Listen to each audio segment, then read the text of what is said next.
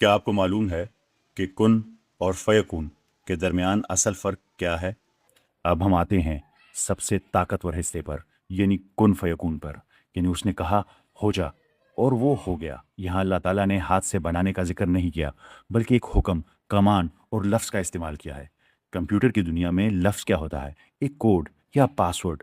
हम अमूमन कुन फयकून को एक ही सांस में एक ही लफ्ज़ समझकर पढ़ जाते हैं, लेकिन हकीकत में ये एक लफ्ज़ नहीं है। ये कायनात की दो बिल्कुल मुख्तलिफ हकीकतों और दो अलग दुनियाओं का मिलाप है।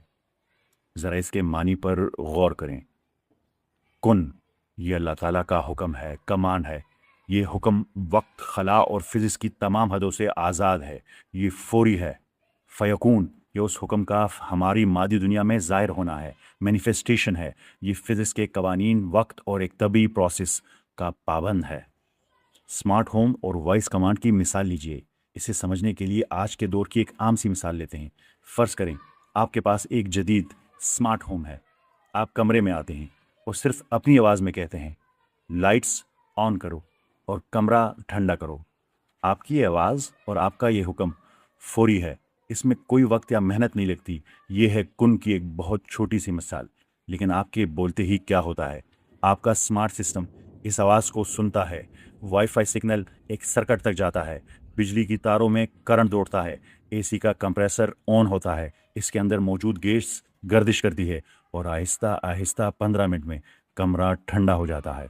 ये जो बिजली का दौड़ना है, मशीन का चलना है और वक्त का लगना है, ये तभी प्रोसेस दरअसल फ़यकून है। कायनात के आगाज़ में ये कैसे हुआ?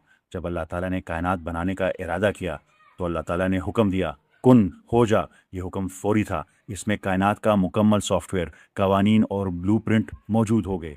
लेकिन इसके बाद जो बिग बैंग का धमाका हुआ, अरबों साल तक गैस के बादल इकट्ठे होकर सितारे बने, कहकशाएं वजूद में आई और हमारी ज़मीन ठंडी होकर ज़िंदगी के काबिल बनी। ये जो अरबों साल का फिज़िकल प्रोसेस है, ये दरअसल है फ़यकून।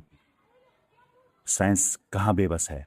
साइंस सिर्फ और सिर्फ फ़यकून का मुतालिया कर सकती है। साइंस अपनी दूरबीनों से तारों में दौड़ती बिजली, यानी सितारों के बनने के अमल को तो देख सकती है।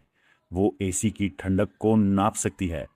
लेकिन साइंस कभी भी इस आवाज़ या उस मालिक के इरादे को रिकॉर्ड नहीं कर सकती, जिसने शुरू में वो वॉइस कमांड कुन दी थी।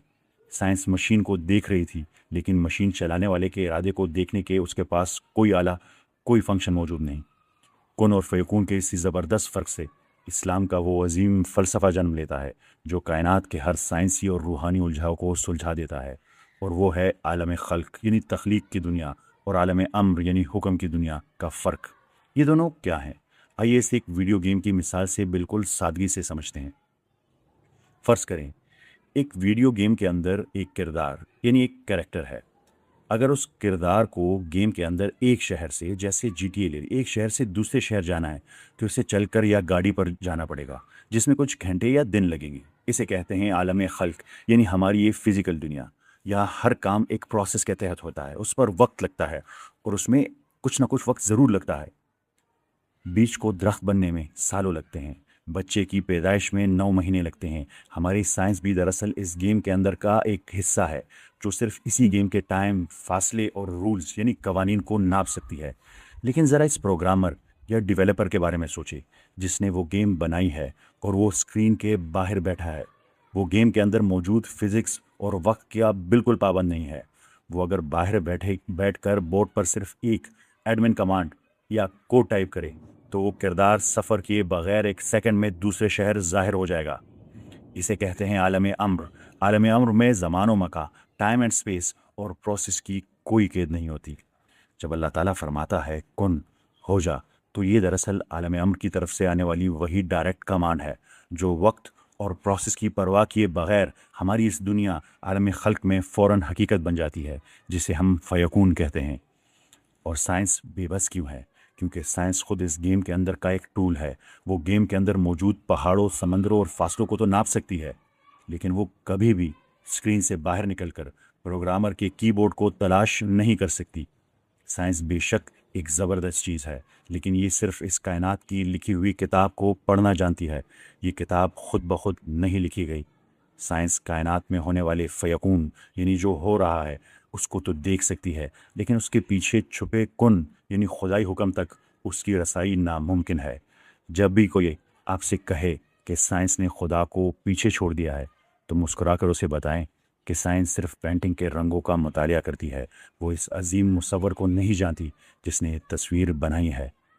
یہ تھی ہماری قسط غور و فکر کی۔ آپ سب کا بہت شکریہ۔